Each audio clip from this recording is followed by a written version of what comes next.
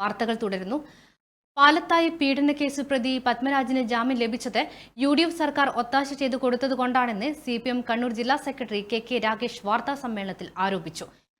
അവിടെയാണ് ആസൂത്രിതമായി തുടക്കം മുതൽ തന്നെ ഒത്തുകളിച്ചുകൊണ്ട് ഇതിന്റെ കുറ്റവാളിക്ക് ജാമ്യം കിട്ടാൻ ആവശ്യമായിട്ടുള്ള നടപടി ഇപ്പോൾ സ്വീകരിച്ചു കഴിഞ്ഞിട്ടുള്ളത്.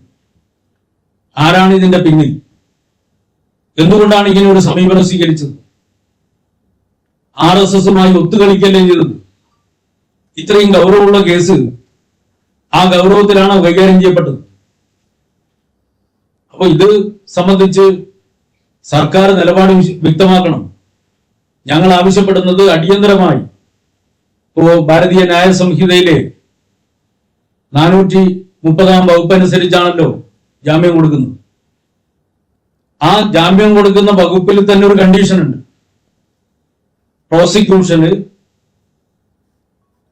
പബ്ലിക് പ്രോസിക്യൂട്ടർക്ക് അഥവാ സർക്കാരിന് എപ്പോ വേണമെങ്കിലും ഈ ജാമ്യം റദ്ദ് ചെയ്യാനും അതുപോലെ തന്നെ ശിക്ഷ സസ്പെൻഡ് ചെയ്ത നടപടി തിരുത്തണമെന്നും ആവശ്യപ്പെട്ട് കോടതിയെ സമീപിക്കാം.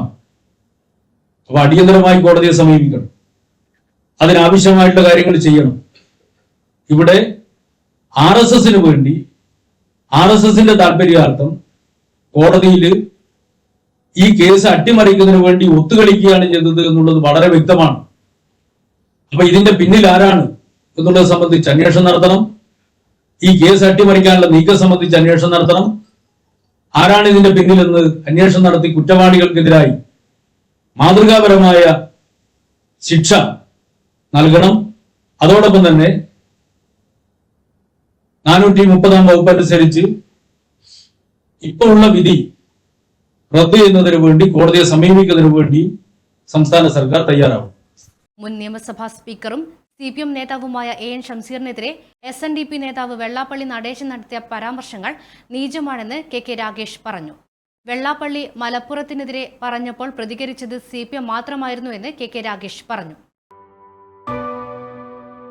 AKG memorial cooperative hospital, Kannur.